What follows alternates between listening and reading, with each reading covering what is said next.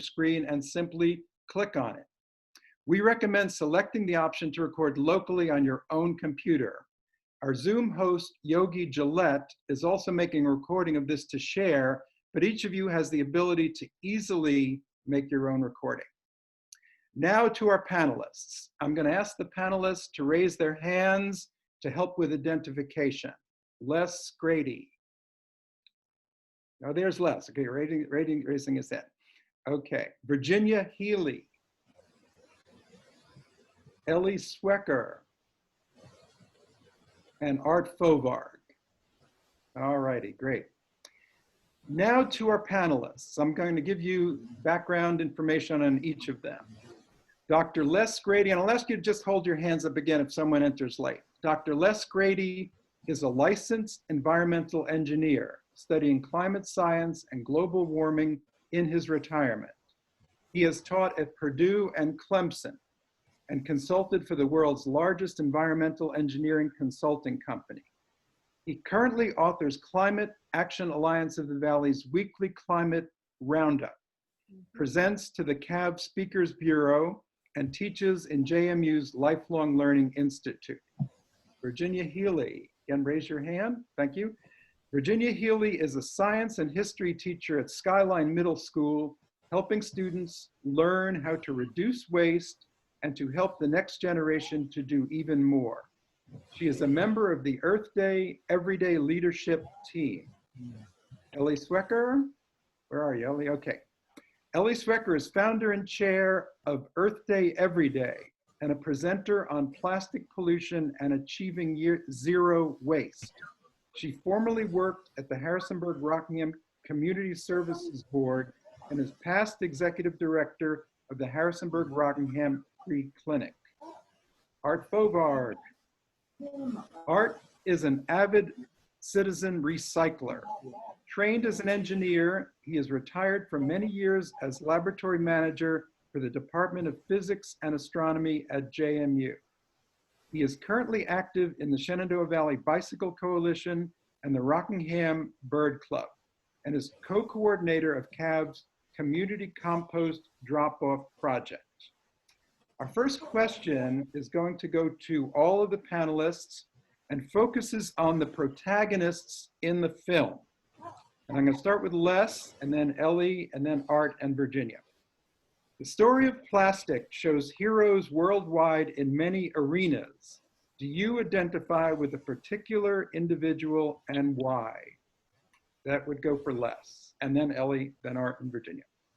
Okay, thank you. I didn't realize when I was watching the film that we were going to have to answer this question.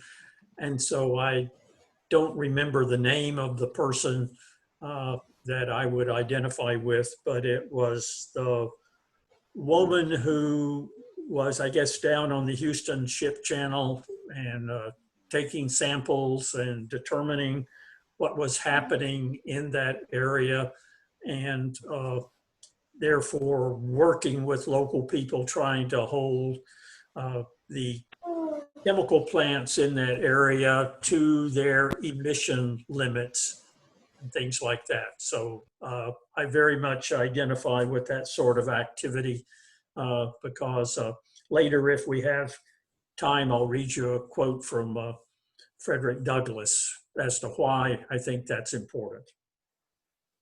Okay, very good. Elly. Thank you, Bob, and welcome everyone. One person that I felt like I would want to admire greatly, or do admire greatly, is Carol Muffett, and he's the president for the Center for Environmental Law, CIEL, which is a nonprofit organization that uses the power of the law to protect the environment, to promote human rights, and to create a sustainable society. He has written extensively on the impact of the oil industry with climate-related activities and how plastics come into that area. I really like the website for the Center for International Environmental Law. There's a great deal of information on there. And what I really like about it is you can be a layperson and understand it. You don't have to be a chemical engineer or somebody who understands the chemistry and such, the science. So I really used them a lot in my research. Thanks. Yeah, thank you. Thank you. Art? Thanks, Bob. I'm going to cheat a little bit and pick two. Okay. Briefly, there was the fellow from the Philippines, Fräulein Grate. Not sure I'm saying that right. He was a member of the Global Alliance for Incinerator Alternatives and a few other things. Anyways, I just kind of shared his frustration. He made the comment once that, they've cleaned up and got rid of a lot of plastic bags and plastic straws and their usage and everything. Felt good about it for a while, but then frustrated because it really didn't do anything. But then the other person I ID'd with was Martin Bork. He worked at an ecology center in Berkeley, California. And he talked about how he got into recycling back when, because it was the right thing to do. And I kind of remember when, myself and a lot of others did that too, back in the 90s, being involved with starting the recycling program in Harrisonburg. And that was much more my wife than it was me. But, there was a lot of energy in that. Really felt like we were, solving something, doing the right thing and everything. And here we are 30 years later, and, the recycling has been up and down and up and down. And, and the world's a bigger mess, as was shown in the film. So that's kind of who touched chords with me right off. Great, thank you. Virginia? Good evening. I identified with a young lady who was from the Philippines who was presenting about the plastic problem in a classroom. And I believe I caught that it was an Envirothon challenge, which is, I know it's something our students here do also. And so I identified with her because I believe that the key to solving most problems is education, and we need to hook the younger generation to encourage change. Okay, thank you. Now the first question for an individual goes to Virginia, so here you go again. The story of plastic illustrates that we can't recycle our way out of the plastic pollution crisis. What steps might individuals or our community take to address the problem at the source? You can answer assuming any of these as sources: oil and gas extraction, plastic production, or throwaway mindset. Take it, Virginia. Thank you. So first I need to say that I found this movie overwhelming. I just felt that it presented so many problems, and I've really had to take some time to really process what was there, because I think if we take it as a whole, it really is something that seems incredibly difficult. And so I tried to get it down to a level where it was some things that I could think about for how I could personally make a difference, and then also our community. And so I am not an expert in any way to this, but this is just how I'm trying to improve myself. So the place where I most see hope is with changing the throwaway mindset. I use water, a reusable water bottle. I have metal straws, but I know there are other things I can do to reduce, but even more to refuse. I need to reduce the amount of plastic that I'm bringing into my own home and getting my family more on board for that. And I also need to refuse plastic more. I know when Bea Johnson comes to visit us next year, who has the zero waste home, that is her first R, is refuse first. So one way I've started refusing is saying that I don't want the goodie bag from the dentist anymore with the plastic toothbrush. And I'm also trying to refuse the plastic cutlery in these individual packets that we get from restaurants. So those are small things that I'm trying to think about and even do even more as an individual. As a community, we are very blessed to have a lot of groups that lead us with this. Earth Day Every Day and CAV, I'm just very grateful for what those organizations are doing. And I know that Earth Day Every Day was begun specifically for this problem of reducing plastic waste. And so we've been trying to put up videos to help people see that having less waste is easy and can be cost effective.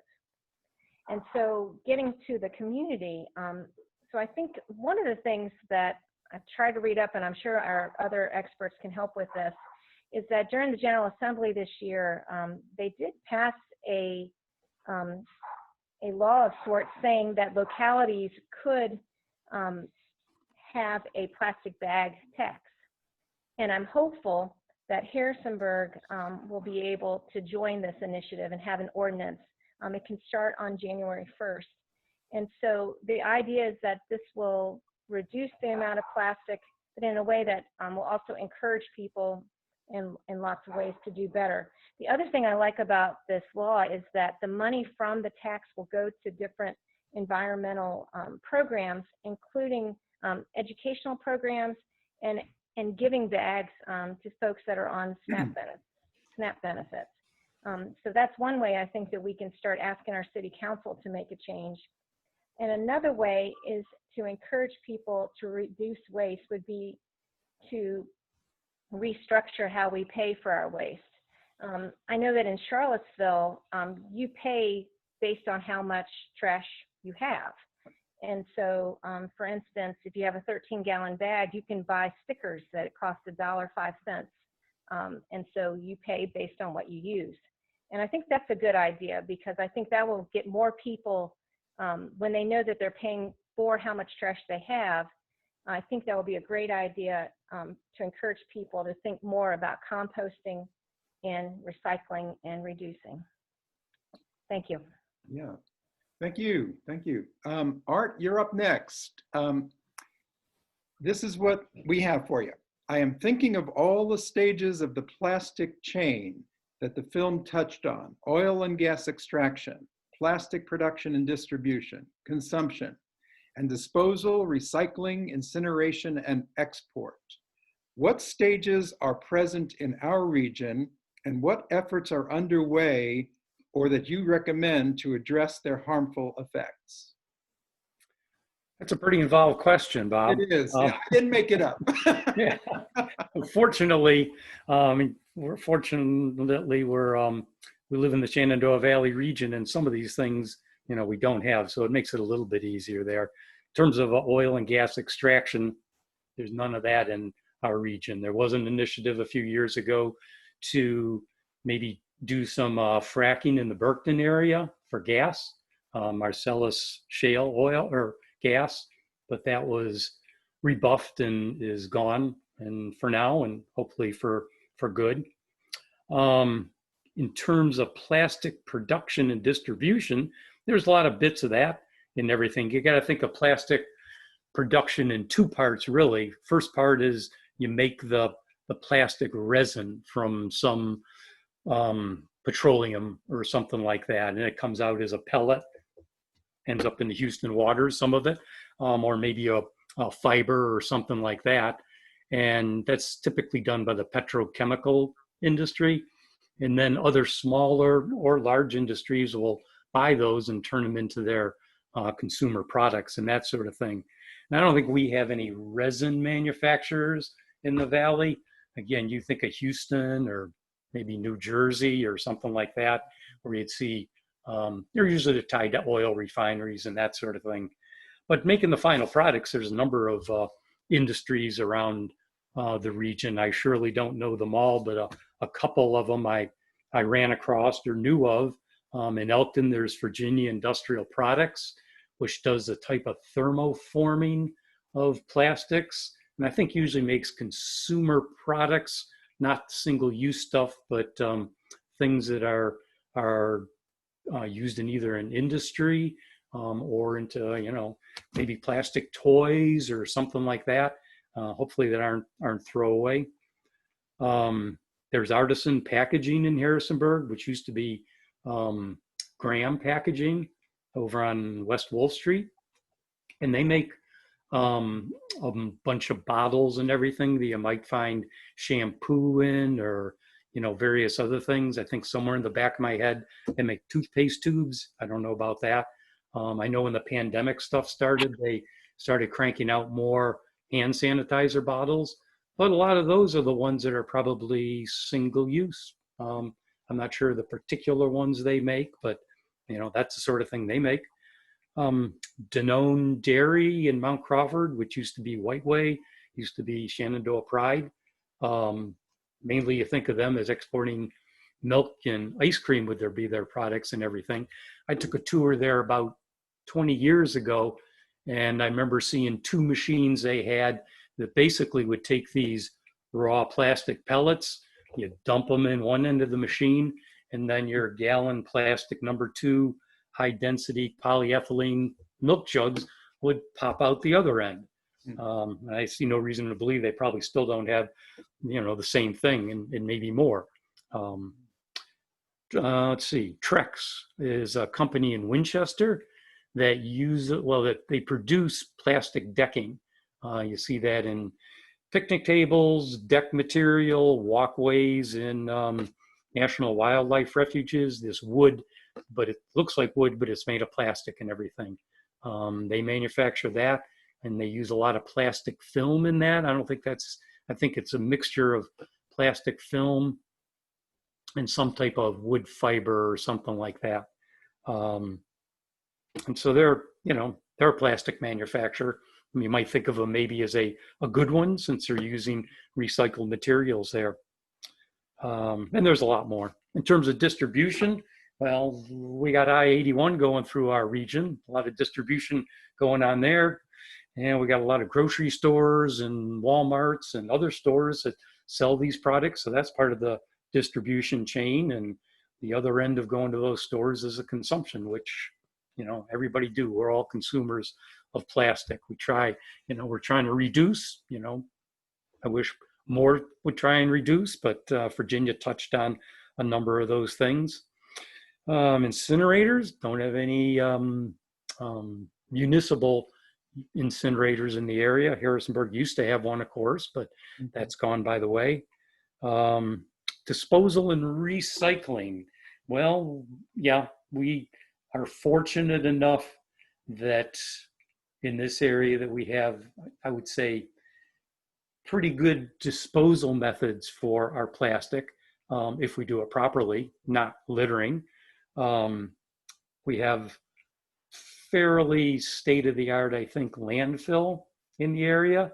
And I'm talking in contrast to the way plastics get disposed of in third world nations or in India or things like that.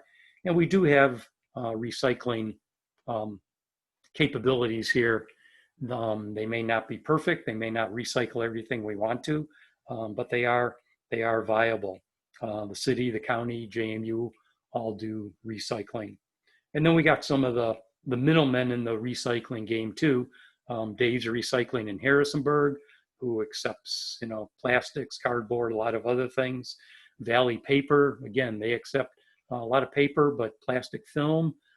For instance, if you recycle your plastic film grocery bag, take it to the city recycling trailer, put it in their bag for film, that goes to Valley Paper Recycling. From there, it goes to Trex in Winchester.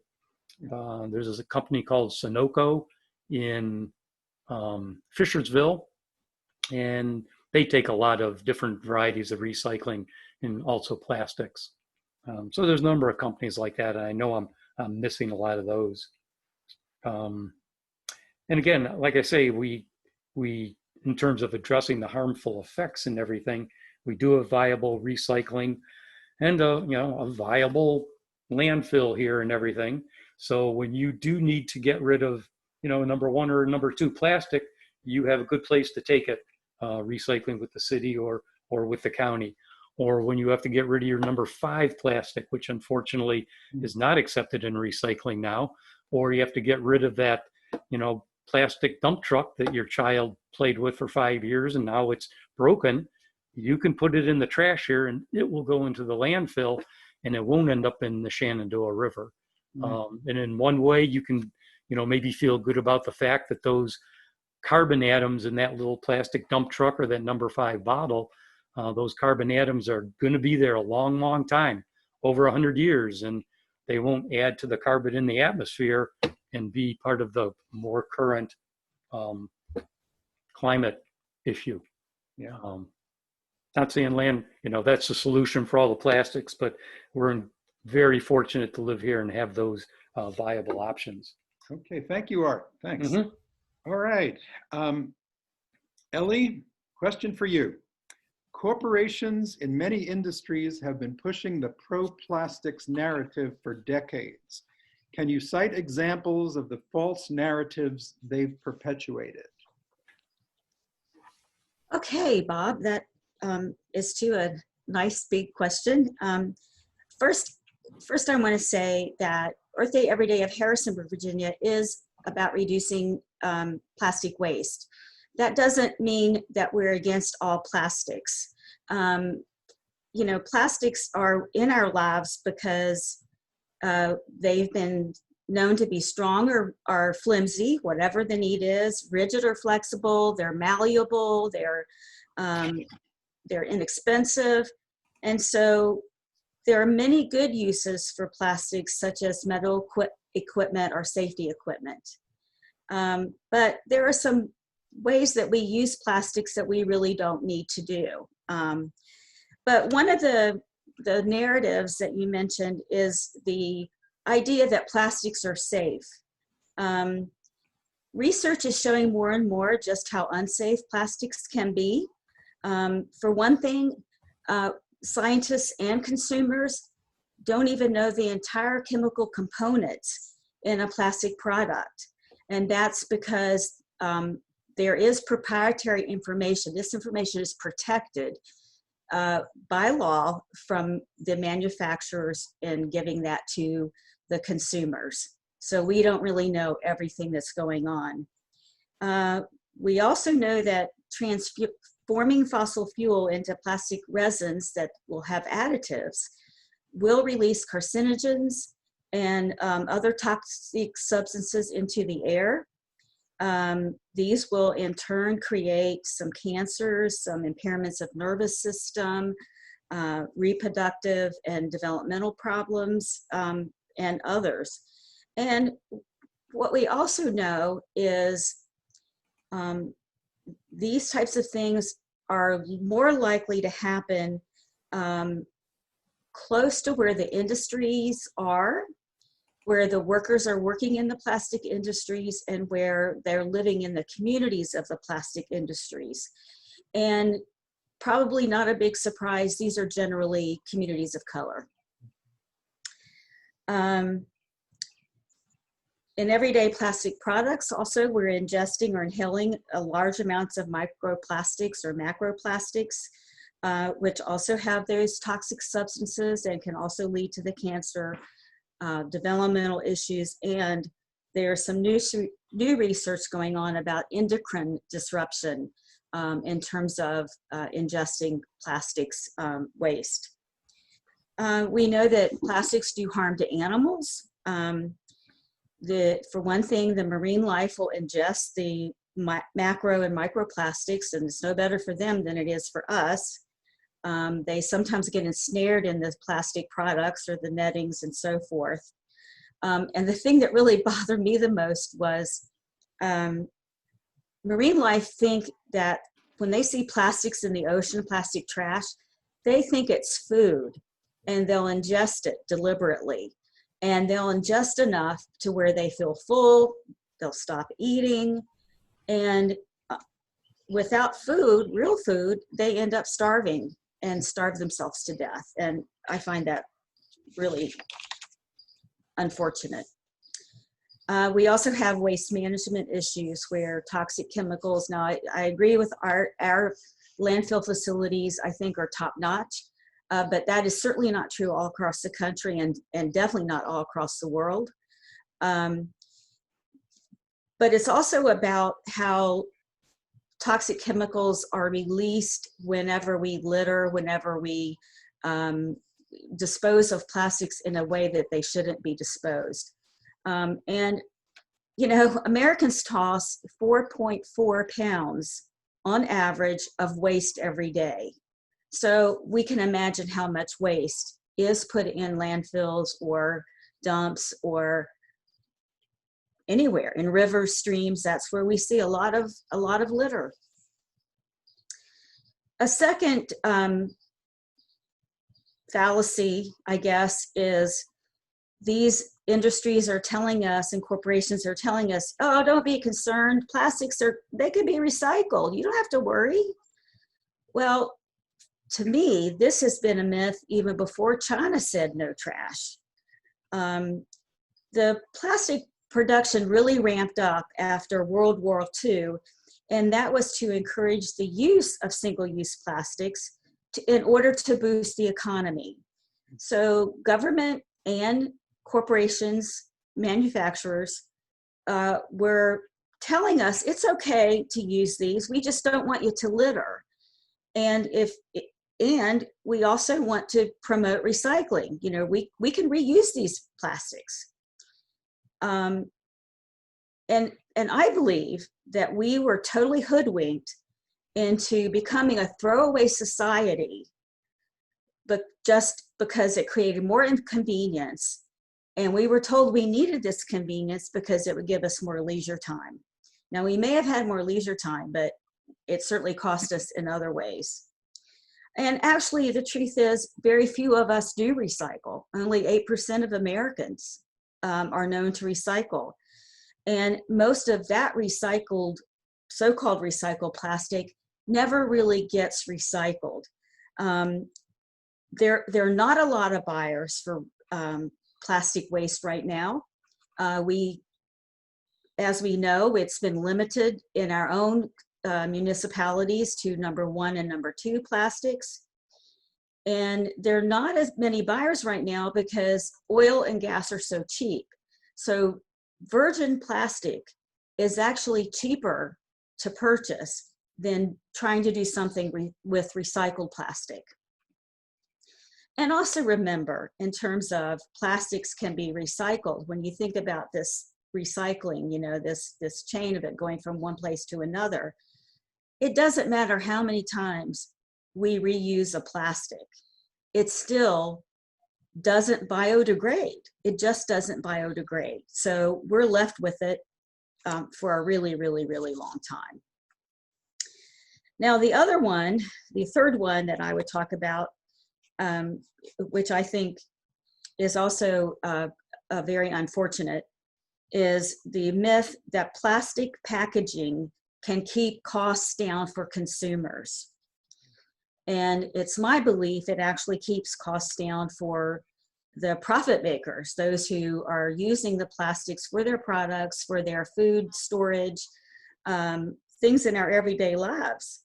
You know, but what they don't do is look at the whole picture of this plastic problem. So every step of the way, these plastics are harming us. From the impacts of the oil and gas drilling, pollution, from the refining and manufacturing, pollution, to the waste management, pollution, littering, to the plastic pollution that ends up in our oceans and environment. So how do we put a price on all of this? I'm not sure that it's possible, but we know it's a lot. We have the cost impacts on climate change, what that's doing to us as a planet. We have the cost impacts, how it affects our water.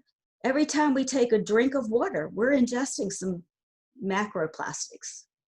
And that's research just in this area that supports that.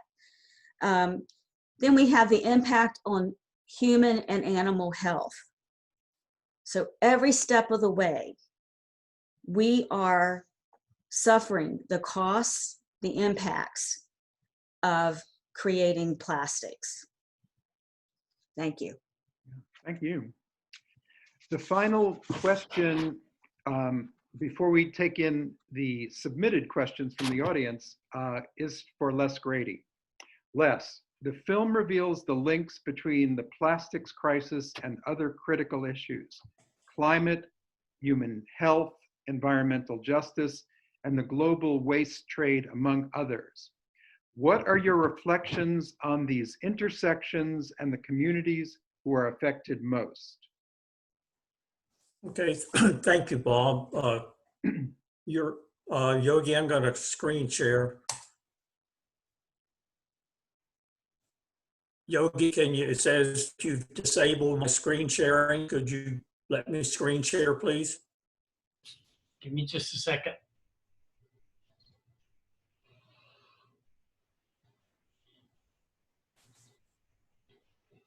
Where's that? How do I do that?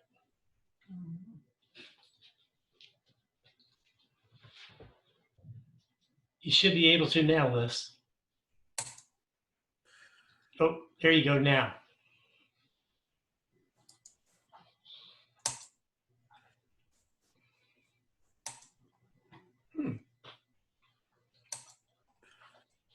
Oh, here we go.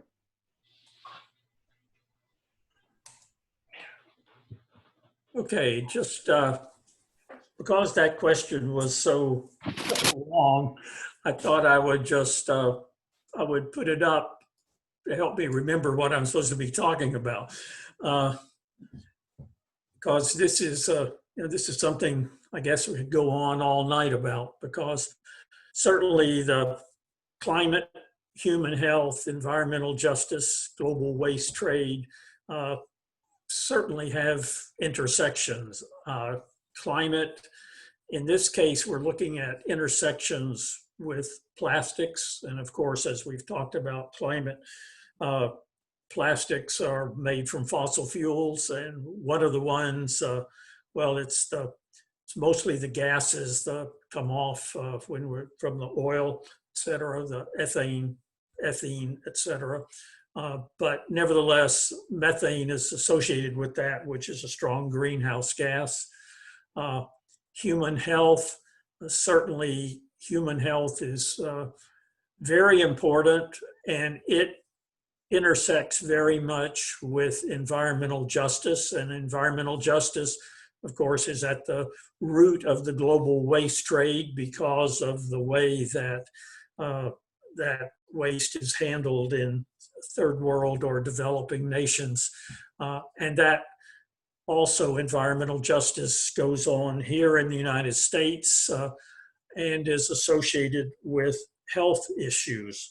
Let me just bring up another slide, because there was a report that came out in 2017 called Fumes Across the Fence Line.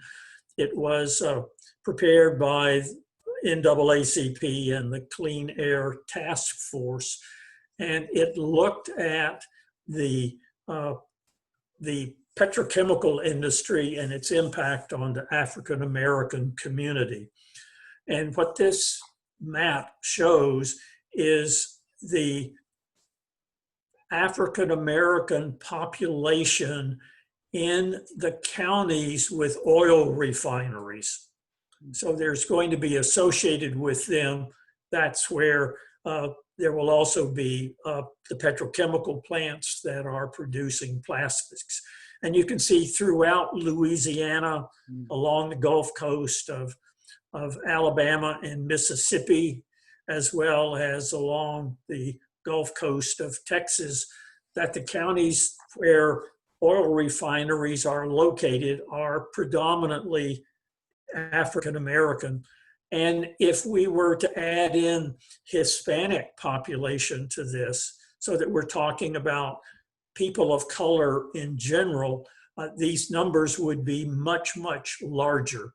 So I don't know how it came about. I don't know whether these counties were targeted as a place to build the refineries, because there would be very much more difficult for people to resist them. Nor do I know that the refineries were built and people went to work there. But my experience with these areas is that there's a much greater percentage of Anglo-Saxon or white people that are working in these refineries than there are African Americans and other people of color. Now, the major problem with this is that health associated with that. And one of the major focuses of the report is on human health and the carcinogens that have been released is a very, very serious problem. That the reason that I identified with the woman in the film is because she's trying to collect data to hold the plant managers and management to what the state is requiring of them. Because one thing that I've learned in the consulting world is that the managers of plants are willing to do what the law requires them to do, but nothing more than that. So I'm going to close. It just happened, one of these serendipitous things that today in a meditation that I get every day, there was a quote from Frederick Douglass, who lived in the 19th century and was writing during and after the Civil War. And let me just read you what he said, because it is germane to this. Those who profess to favor freedom and yet deprecate agitation are people who want crops without plowing up the ground. They want rain without thunder and lightning. They want the ocean without the awful roar of its waters. Their struggle may be a moral one, or it may be both moral and physical, but it must be a struggle. Power concedes nothing without demand. It never did, and it never will.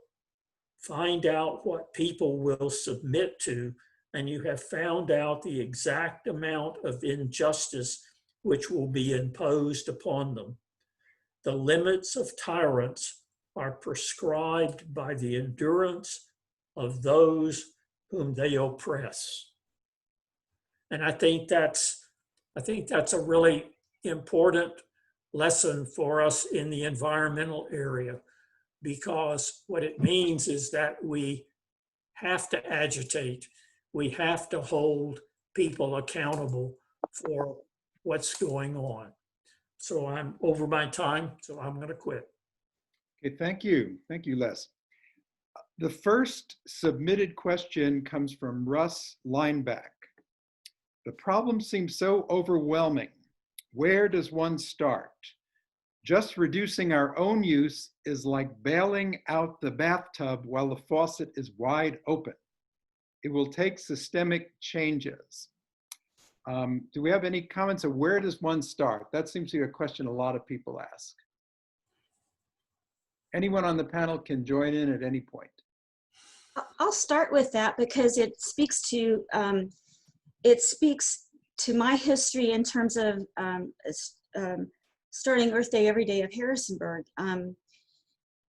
A couple of years ago, when the news became more and more frequent about the urgency of the climate crisis and the urgency of doing something within 10 years, and then it was 7 years, and then, whatever. And the fact that I have children who are going to inherit this planet after I'm gone, and hopefully there will be grandchildren, but nevertheless, it's anybody's children that are of concern. And hearing all this news in many different sources started really making me depressed. I mean, really depressed. And I sat on that depression for a while and, thought about it and finally said, well, what is it you can do? What can you do? You can't do the big things, but what can you do? And so that motivated me to start researching and start reaching out to people and say, maybe we need to start reducing some waste in our community and bring that reducing single-use plastic bags was the first thing, and just calling attention to that and how we can change that. And so it's person to person, it's group to group. It's a little thing. It's, as Virginia said, we're trying to and do that. And we're trying to encourage our families to do that. So that's my story. Okay. Anyone else on the panel? Hey, Bob. Yeah. There is some national legislation that's sitting around in committees and whatever right now.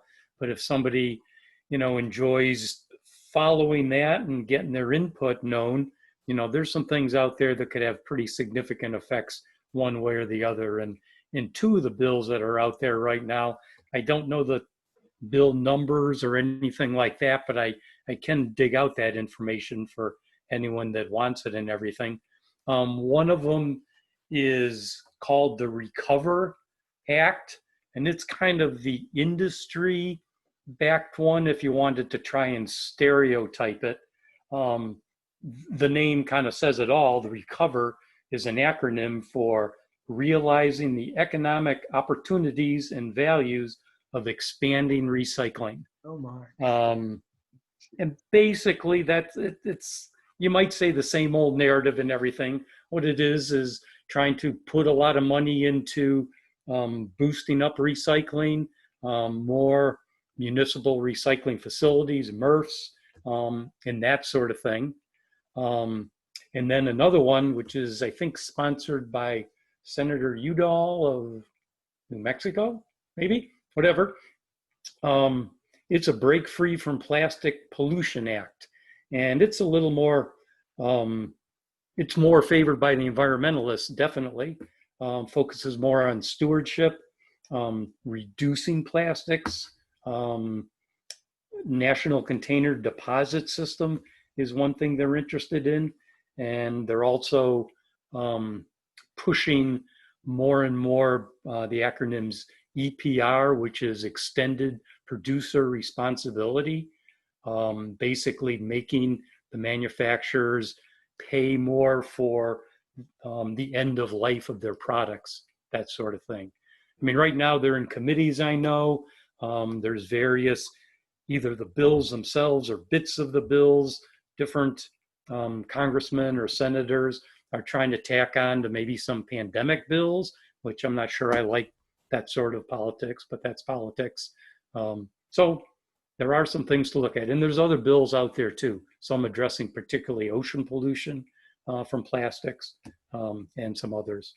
I just thought I'd throw that out there. Yeah, great, thanks. Hey, Virginia, would you like to add to that? you are getting over your 45 minutes. You're free to continue if you want. Yeah, let's go till 8 o'clock so we can get some of these submitted questions in.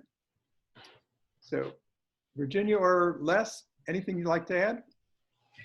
Okay, here's a follow-up question to this first one. Should we prefer non-plastic products such as aluminum, tin, glass, cardboard, or paper to plastic containers and packaging? If so, why? I'll let me speak to that, at least part of it, and depends upon what you're trying to minimize. Mm-hmm.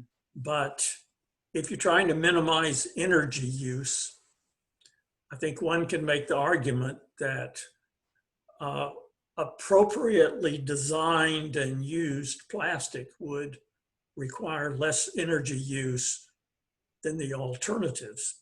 Mm-hmm. Right, and that requires appropriately designed ones. That may mean that the raw materials come from plant material, which there is certainly work going on right now that make plastics that are bio-based rather than oil-based. It may mean that the plastics are truly recyclable, so that they can be taken back apart to the monomers and then made back into a polymer and then used again. And certainly there is a lot of work going on that right now, primarily because the Europeans are much more stringent on this than we are. And they have essentially told the chemical industry that you're gonna have to make these things truly recyclable if you're gonna be using them. also there are, I know we're focusing here on single-use plastics, but there are, you know, many, many, many applications of plastics that have reduced energy use. One that comes to mind immediately is the amount of plastic in cars compared to 30 or 40 years ago has reduced the weight of cars significantly and has led to the increase in gas mileage that has occurred. And so I don't think you can look at this in a vacuum. You have to look at it in terms of a full life cycle analysis of the entire product, whatever you're interested in. Okay, yeah, thank you. Anyone want to jump in on that one from the panel? Yeah, Virginia. I just wanted to say that one of the things I took from the movie is there was one person talking about bio-based versus biodegradable. And she made the point that it shouldn't be an or, it should be an and. And so I'm hopeful that there will be some new products developed that can do both at a good price. And that will be a great incentive also. Okay, we have this is from Ann Nielsen, submitted question. Is there a comprehensive plan to tackle the problem of extension of pipelines to support plastic manufacture, both domestic and foreign? How can we stop such pipelines?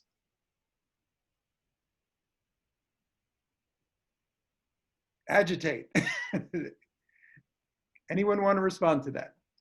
Yeah, well, I think doing what people have been doing, except that right now, because of the glut of oil and gas that we have, several of the oil companies that were planning to build new petrochemical plants, both along the Gulf Coast and along the Ohio River Valley, are rethinking their plans. So the economics often is what will drive this. I think I think the argument for our local pipelines is very questionable now. That's really been brought up. A lot of our politicians have really heard the arguments on that.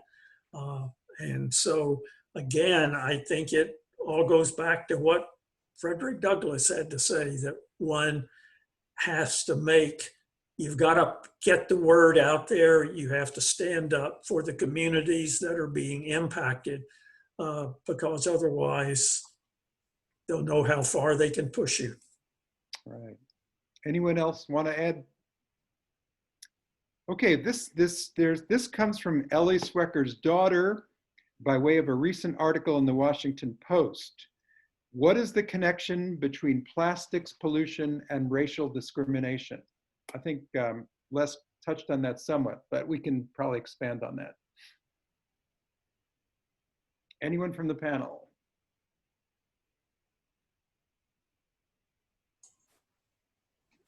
I'm not sure if it's a conflict of interest for me to Oh, respond. But, you know, racism is a subject that we've talked about in our household for years, and it's very prominent in our nation right now, systemic racism. And the only thing I would say is, I don't have a lot of information, but the only thing I would say that seems like anything that might be harmful, like plastic pollution,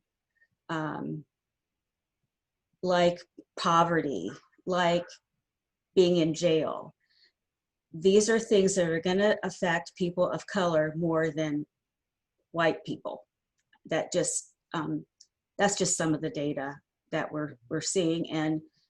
And yes, so I do think there's a connection, but I don't have the details of it. okay, yeah, Les.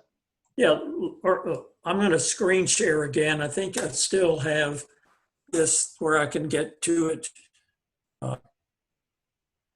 Well, no. Well, let me see, just bear with me just a second.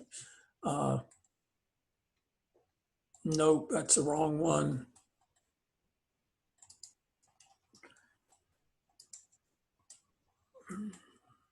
Yeah, there. It's this, well, resume share. Well, this thing keeps popping down from the top and getting in my way. So I can't get to what I want. Well, I can't get to it, but you mentioned an article in the Washington Post, and there was a really good article last week. I'll talk while I'm looking, see if I can get there again.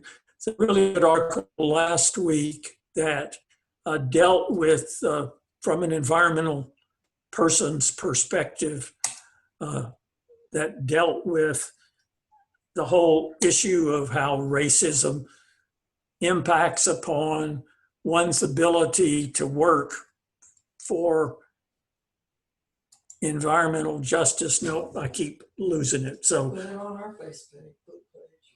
well, Johnny Actually, that is the article that Bob was referencing, and I saw it in Sunday's Post.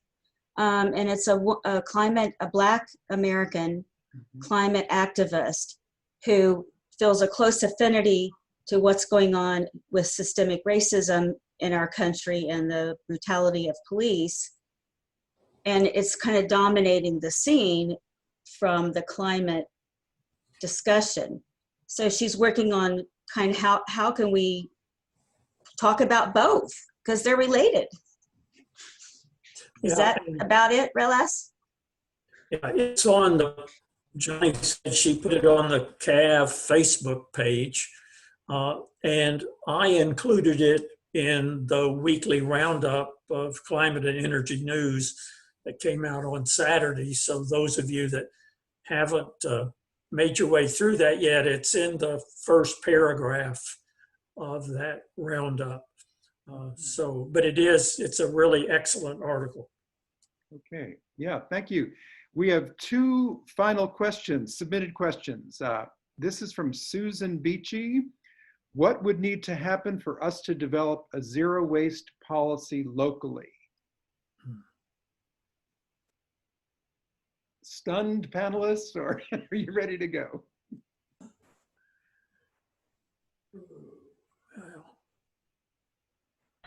I guess I will just continue that one of the things I said is we could start with is having the tax on the plastic bags.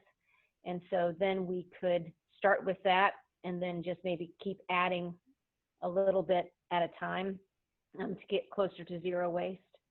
But I don't think, Elly has a great quote that she talks about is that we don't have to do it, we don't have to do zero waste perfectly. We don't have to have just a little trash ourselves. We can just, if more people are just trying to do better, that can make a difference.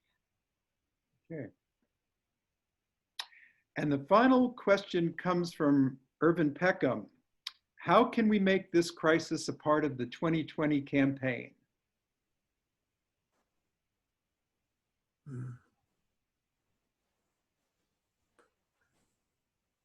Anyone want to take that one on? Well, I think it is a part of the 2020 campaign, although it does need to be more front and center. The Earth Day Network, which sponsors Earth Day, and also Interfaith Power and Light are both running campaigns that are called Vote Earth. And, you know, my organization, or Earth Day Every Day, hasn't met recently, but I think it's something we want to talk about and, you know, use that mantra, Vote Earth. That's your voice. And that's for the big systemic changes, that's what it's going to take. Okay. Thank you. Okay, I think we're at the point of Yeah, thanking- allow me to expand on that. We have to really ask, how are we going to get Biden to get into this conversation? Trump is way off on the wrong side. How do we get Biden to include this conversation in his campaign? Les? Let me, Yeah. Irv, let me just again ask you to look at the weekly roundup for this last week, because I put several articles in there and articles the week before dealing with the things that are happening both at the Democratic National Committee because they have a subcommittee on climate, et cetera, and what has transpired there. There are a lot of groups that are particularly people that were aligned with Bernie Sanders and his position on climate. There was one headline that said that Biden is looking at including the whole $16 trillion package in terms of his platform, et cetera. And there certainly are people at the DNC that are interested in this. So I think there's a lot happening at the national scene on having a really strong climate platform.